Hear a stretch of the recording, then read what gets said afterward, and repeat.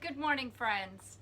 Today I would like to talk to you about a topic that's came up frequently, and that is what's the difference between a liar, because all of us have told lies, and a chronic liar or a pathological liar, and or a compulsive liar. A lot of times that word even gets thrown around so easily and so frequently, and it's used for someone who just seems to lie a lot. Well, there's a big difference, and we're going to look at those today. First of all, a compulsive liar will tell you what you want to hear, and they will actually adapt and adjust their story to you, to fit you as an individual.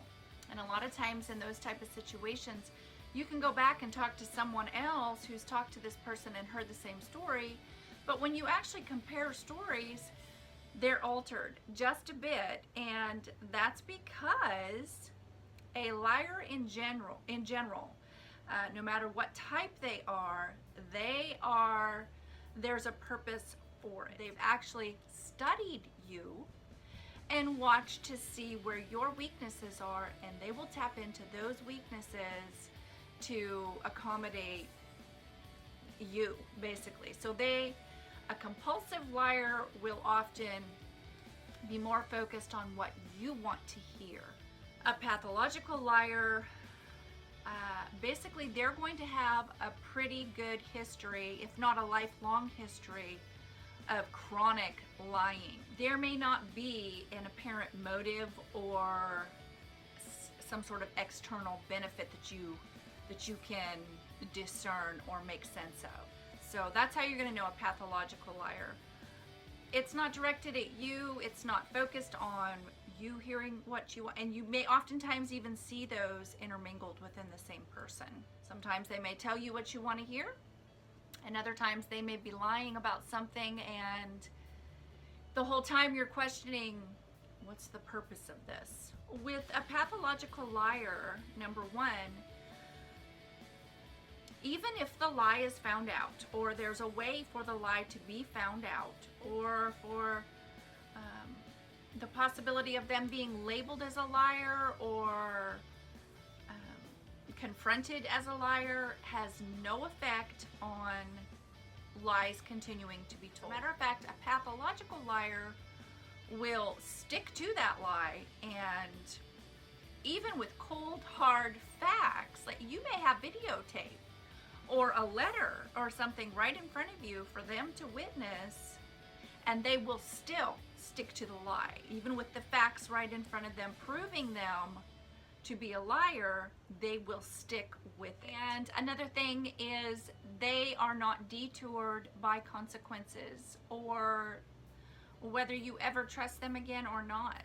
Their trustability, their reputation means nothing to them, and whether your relationship continues with them or not is not a factor to them with lying. And there are actually a few disorders that have higher numbers of pathological liars to be found in these people with these disorders, and they would be the antisocial or a sociopath, borderline personality disorder, and narcissism, someone with the narcissistic personality disorder. In the behavioral disorders, you're going to find conduct disorder, oppositional defiant disorder, and a combination of those.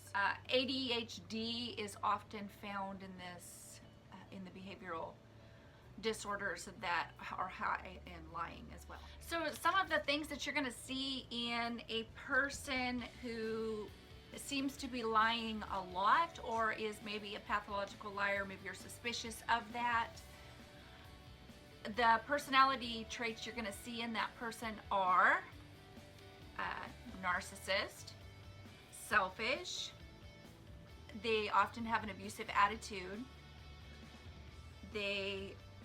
they're very observant and controlling, impulsive, aggressive, angry, jealous, manipulative, deceptive, And I cannot emphasize the word deceptive enough.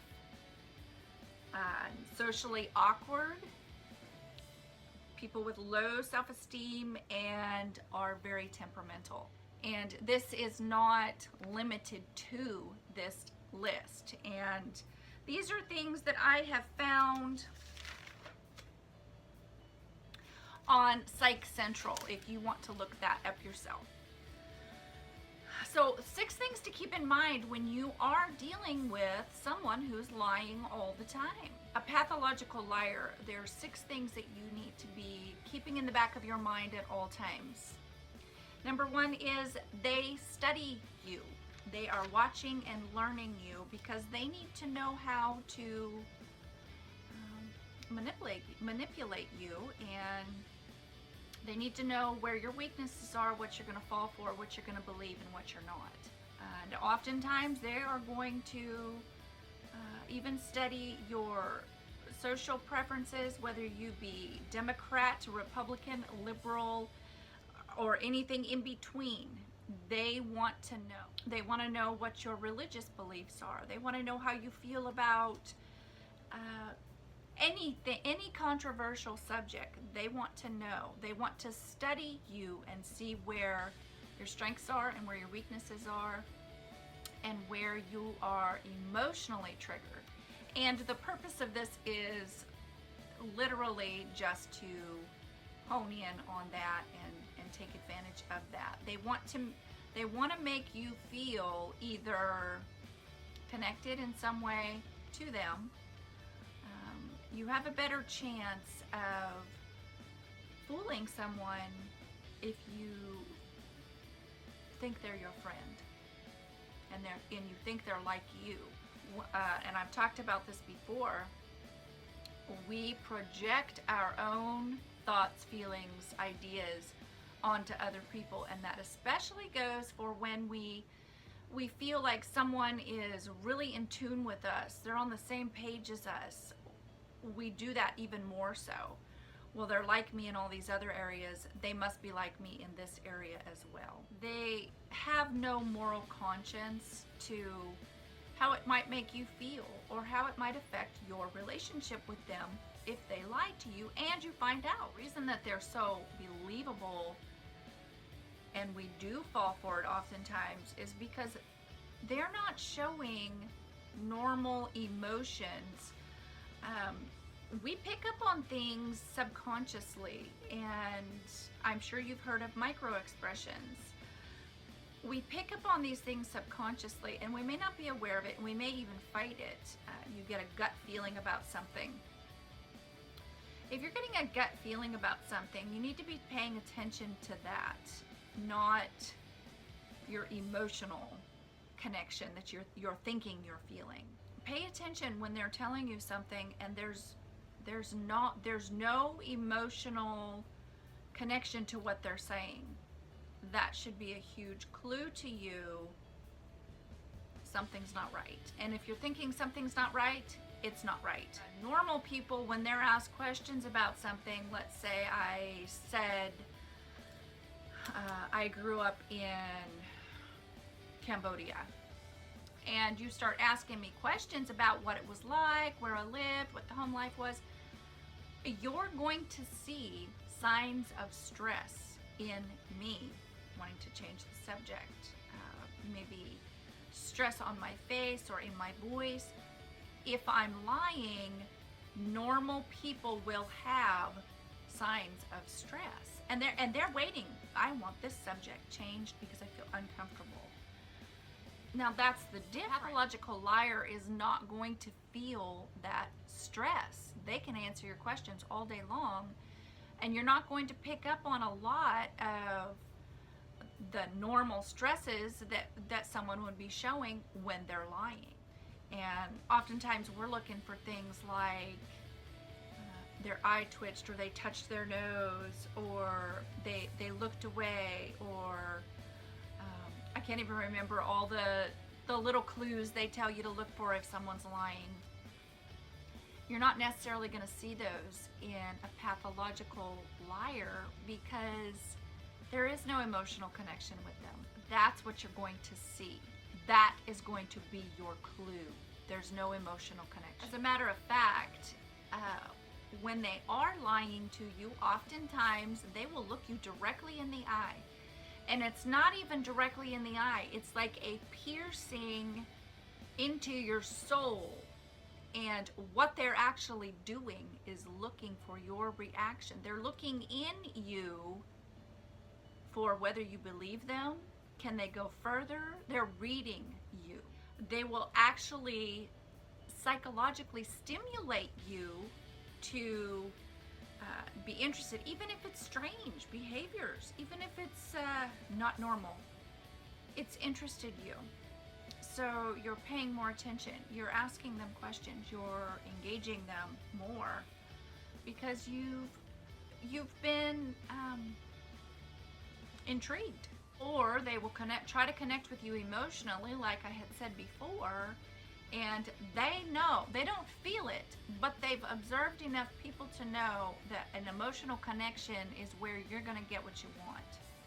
And if they can make you feel emotionally connected, they know their emotions, they don't have those emotions, but they know you do. And if they can trigger them and your emotions kick in, then they can get what they want, because they know that it's highly likely your emotions are going to lead your outcome, what you're going to say, how you're going to react. Another way is sexually. They will try to use that for a connection as well. Another thing is when they are caught in the lie, they don't show normal reactions to being caught in a lie. Now, if I'm caught lying, I'm going to feel really embarrassed. I'm going to feel really ashamed, and I'm going to feel unbelievably stupid that I even told the lie in the first place. They're not going to have these feelings. They're not going to show any sort of remorse for lying. As a matter of fact, they may even play it off as cute or funny. And if you pay attention, you will notice a little smirk. And it's because they felt that they've gotten one over on you, and they're more intelligent, and they've fooled you once again. You feel superior, and that's what that smirk is. So if you look closely, you'll notice that smirk, and it's there. If that's what you're dealing with, you're going to see that smirk. A normal person is going to feel embarrassed. The British Journal of Psychiatry had done brain scans on regular people and known pathological liars. And what they found in the pathological liars were white matter in the frontal cortex of the brain. The frontal region is where your emotions are, and it's like those things are hardened. First thing that you want to do is sharpen your discernment. And that is that gut instinct in you that tells you something's not right about this. Something is just not right. It doesn't add up. It doesn't make sense. It's contradicting. You will know if something's not right. Go with that. And especially as parents, we want to give the benefit of the doubt. We want to believe them. Some of these kids will take advantage of that. So like I said before, if it does not match their character and what you have learned about them and their behaviors and what is normal for them, then it's likely not true. They have a different mask in their back pocket that they can pull out at any time, and they want to keep that delusion of normalcy. Oftentimes they will use emotional intensify their emotional reactions to try to prove themselves to be true, to be telling the truth. Pay attention to those inconsistencies and contradictions in what they say. Teach yourself to be a good tracker. When you are talking to that pathological liar and you notice a contradiction or an inconsistency with their story, call them out on it right then and there. Ask questions. But keep track of where the conversation's going, because they will try and lead you down rabbit trails to get you confused, off track and then you forget. If you're good at keeping track and staying on the subject, you'll get to the bottom. You can get to the bottom of it, as close as you can get to the bottom of it, and at least know within yourself, okay, this isn't true. One last thing to keep in mind, and I have talked about this before, when you are talking to that person who you are suspecting as lying, one huge clue is their pupils and their eyes, especially with a rad child. Their pupils will get really big. That at least tells you something is going on, no matter what their conduct is or what calm expression they may have on their face or in their voice. The pupils will always tell you what's going on the inside if they're overstimulated, overwhelmed, searching for the next thing to say to be convincing. So anyway, you guys have a great day, and I will talk to you next time. Bye-bye.